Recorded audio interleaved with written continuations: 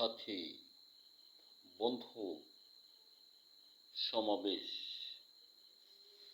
দেখুন, রজনী শেষ উদিত রবি মানে সূর্যের মতো সুযোগ্য আলোদানে সৃষ্টিমূলে সততা প্রকাশ করেছে যে রাতের বেলা সূর্য থাকে না, দিনের বেলায় উদিত হয় তার উজ্জ্বল রশ্মি দিয়ে। কত সুন্দর সত্য কথা। তদ্রূপ অতীত স্বৈরাচার, দেশবাসী বলে অতীত মানুষগুলা দুর্নীতির মাঝ দিয়ে এক শ্রেণী মানুষের মাঝে একটা জিনিস সৃষ্টি করে গেছে, সেটা সততা।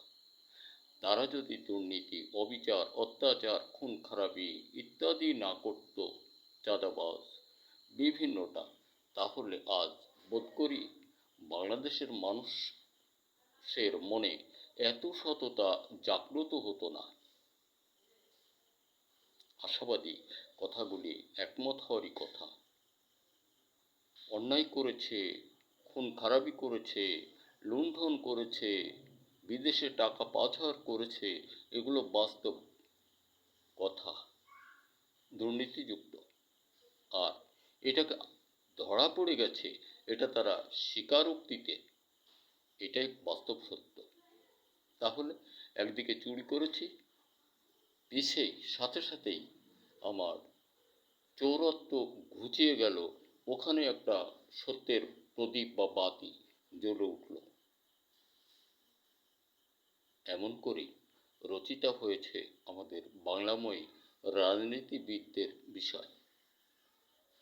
দেখুন, আমার মনে পড়ে সংস্কারমূলক রাজনীতিবিদ যদি ডক্টর ইউনূস সাহেব এখানে না আসতেন, তাহলে আরও বাস্তব সততার মুখোপেক্ষী হতো মানুষ। দুই দিকেই সততা হতো, খুন খারাপি হতো, এটা সততা। আবার এক শ্রেণীর লোক অন্তরে ব্যথা পেত, এইটা আর একটা সততা। কিন্তু বিচার হতো না, এটাও সততা। এটা দুর্বল মনের সততা। আর সবলতা কখনো বোধ করি বিচার হতো না। তাহলে আমাদের উচিত কি? আমরা অনেকেই বলেছি ডক্টর ইউনূস সাহেব রাজনীতিবিদ না। আমি একটু বলেছিলাম একটা ভিডিওতে, তিনি যেটা করেছেন, ধীর পদব্রজে মন্থর গতিতে স্মরণে রাখুন কথাগুলি। এদেশের রাজনীতিবিদেরা কি যোগ্যতা আছে আমাদের বলুন? বোধ করি তেমনটা নেই। আজ ডক্টর ইউনূস সাহেব এখানে না থাকলেই বোঝা যেত আরও কত সততা, কত দুশ্চরিত্রের মাঝে ফুটে উঠত আত্ম অহংকারী নির্দয় মনের এক সততা, ওদের মনেও জাগ্রত হতো। যাক, আমি বেশি বলবো না। সাধারণ মানুষ, মাঠের মানুষ, দেশময় সকল মানুষকে বলবো, আমরা সংস্কারমূলক যেটা ডক্টর মোহাম্মদ ইউনূস সাহেবকে দিয়ে সামনের দিকে আগাই, জাতিগতভাবে আমাদের সুন্দর হবে, ভালো হবে, উন্নত শিরে আমরা থাকতে পারব। ধন্যবাদ। আমরা তাকে দুর্বল ভাবলে আমাদের ভুল হবে। ওনাকে ভুল ধারণা ওনার প্রতি রাখলে আমাদের মূর্খতা, বোকামি ছাড়া আর কিছু নয়। উনি আমার মনে পড়ে, আমি সাধারণ মানুষ তো, আমার মনে পড়ে উনি বিশ্বের রাজনীতিবিদদেরও শীর্ষের একজন মানুষ। সকল বিশ্বের, এই 800 কোটি হোক, 1000 কোটি হোক, সমগ্র বিশ্বের রাজনীতিবিদদেরও একজন শীর্ষ মানুষ, যার রাজনীতির সঙ্গে কোনো মিল নাই পৃথিবীর কোনো দেশ সম্রাটের। দেখুন, কি ভাববেন আমাকে আমি জানি না, আমি সাধারণ মানুষ, মূর্খ মানুষ। আমাদের জ্ঞান চেতনা যেটা বুঝি এটাই বলি।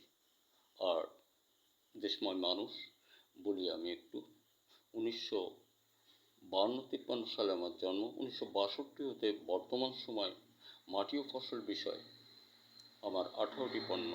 বোধ করি পৃথিবীর সৃষ্টির পর মাটি ও ফসল বিষয়ে বাংলাদেশে আমার এগুলো প্রথম আবিষ্কার ও তৈরি, এবং মাছের জন্য 8টি, মশলা জগতে অনেক। তো এইভাবেই সফলতাময়, যা 1 বিঘা ধান ফসলে ধরুন মৌসুমে শুধু একবার মাত্র 4 কেজি বারুদ মধুবন। পৃথিবীতে এমন কোনো রোগ, যেমন তাওয়া দাবা হাতে পচা মরা ছত্রাক জনিত রোগ আপনার একটি ফসল নাশ করতে পারবে না। সাথে বারুদ মধুবন দিলে বংশ বিস্তারের জন্য পৃথিবীর আর কোনো পণ্যের প্রয়োজন নেই। এটা বোনাস। মাত্র 600 টাকা।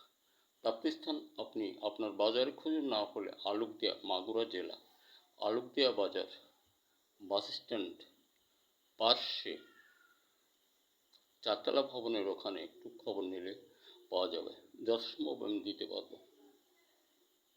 স্মরণে রাখুন, আমি এদিকে যাব না কৃষক বন্ধু, আমরা ফসল উৎপাদন হতে দূরে না যাই। আর ডক্টর মোহাম্মদ ইউনূস সাহেবকে আমরা সকলেই সহযোগ দিই, আমাদের কল্যাণ হবে। আমরা অন্যায় করেছি বলে আরও অন্যায় করব, মিথ্যা অন্যায় করে একটা মিথ্যা কিছু দাঁড় করে সহযোগে যাব, এটা অনেক অনেক দিক থেকে ভুল। যে কারণে আমরা ডক্টর মোহাম্মদ ইউনূস সাহেবকে সামর্থ্য মানে থাকি, সমর্থনে রেখে আমরা ওনার হাত ধরে আগাই। আগামী জেনারেশন বা আমাদের জীবনে সুখ শান্তিতে ভরে উঠবে। ধন্যবাদ। দেখা হতে পারে আর কোনো ভিডিওতে।